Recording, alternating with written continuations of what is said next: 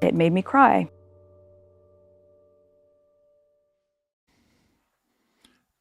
This One's Wife.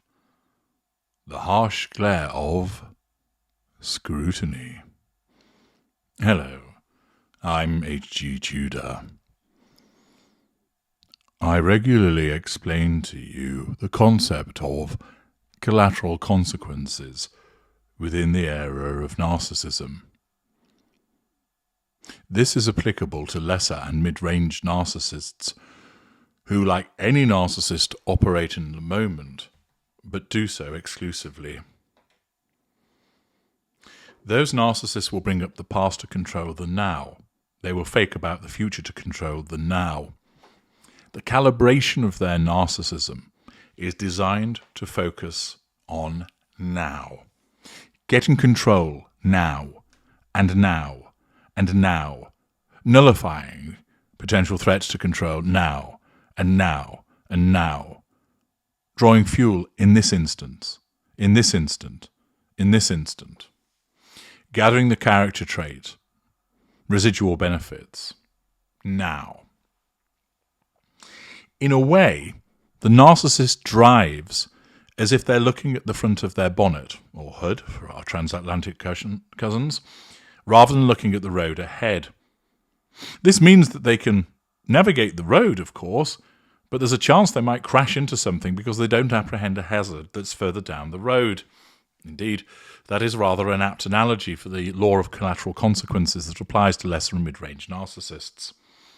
The narcissism is fantastic at getting what is required in the moment, but often creates a further problem, which of course, when the narcissist gets to that further problem, the narcissism will then deal with it.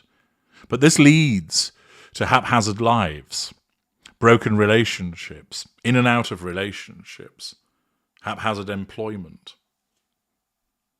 And of course, this is just as applicable to the behaviours of this one's wife, as I've demonstrated to you on many occasions.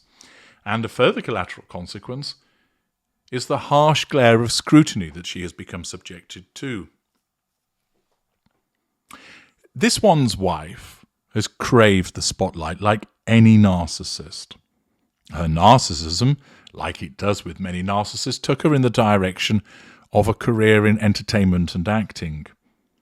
That is an oasis for our kind, because it allows the opportunity, by appearing on platforms such as the stage, on television, at cinemas, at concerts, in records, in streaming, to be able to showcase your apparent talents, or lack of, in some instances, to the world at large, thus controlling millions upon millions of people.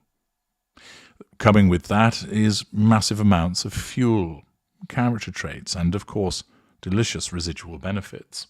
And therefore the entertainment industry attracts many of our kind, this one's wife included. She wanted the spotlight, but she only wanted a spotlight on her terms, which of course, when you make yourself public property by living your life in the public eye, you don't get. You're subjected to what the media thinks of you. You play the media game, you may well get your arse bitten, as she has found out on repeated occasions. You court the public, you may get their adoration and admiration, but you can also be despised, oversaturated. Some of your less pleasant behaviours become exposed, resulting in public condemnation. This one's wife and Harry have courted the spotlight. He has been somewhat used to it, although he claims it's traumatised him. But then, hypocrite that he can be, he has continued to want to have that spotlight. Of course, much of that is as a consequence of the influence of his wife. Whilst Harry may well like the spotlight and has grown up and always been aware of it and used to it, this one's wife craves it. She needs it. The spotlight is an opportunity, as I've explained on numerous occasions, to enable her to get to the prime aims. She chases the spotlight. If it's pointing elsewhere, she must do something, a parking lot pap walk, to bring the attention back onto her. If it's pointing on Charles, she needs to drive around with a rictus grin plastered across her stupid face whilst holding a ceramic mug. She needs to announce some latest nonsense in order to cause other people's activities to be upstaged so that the spotlight swings back onto her. For many people, being in the spotlight enables them to highlight their talent. It shows off their sporting prowess, their brilliant acting, their capacity for delivering stirring speeches. It shows their talent in full effect, whether it's singing or dancing or acting. It might also provide a platform for doing good by bringing to the world's attention certain problems and needs which you highlight, and thus people react to it. You can also, by getting the spotlight, enable you to just bask in the adoration and admiration of many, many people indeed. That's the spotlight that she craves, one that she believes showcases her talents, deluded as she is, a spotlight that provides her with a platform for doing good, and a platform which enables her to bask in the admiration of the world. But because of her behaviours, like much of what she does, she fucked up. Rather than be subjected to this benign spotlight, she's found herself in the harsh spotlight of scrutiny instead.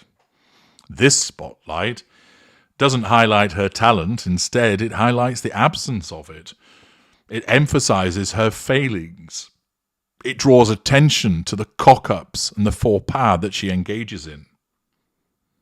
This spotlight throws into sharp relief the hypocrisy that she regularly demonstrates.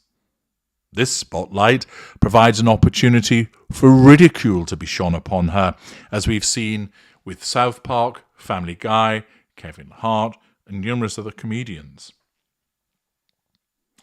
This is a spotlight of scrutiny, that each time she puts herself forward, once again chasing the prime aims through public appearance and PR puff pieces, as she fights to have that spotlight swung onto her, as it turns towards her, it moves from being a benign spotlight, but becomes one in which she's caught in the harsh glare of scrutiny. That each thing that she does, that everything that she says is subjected to accountability, to culpability, to scrutiny, which a narcissist hates.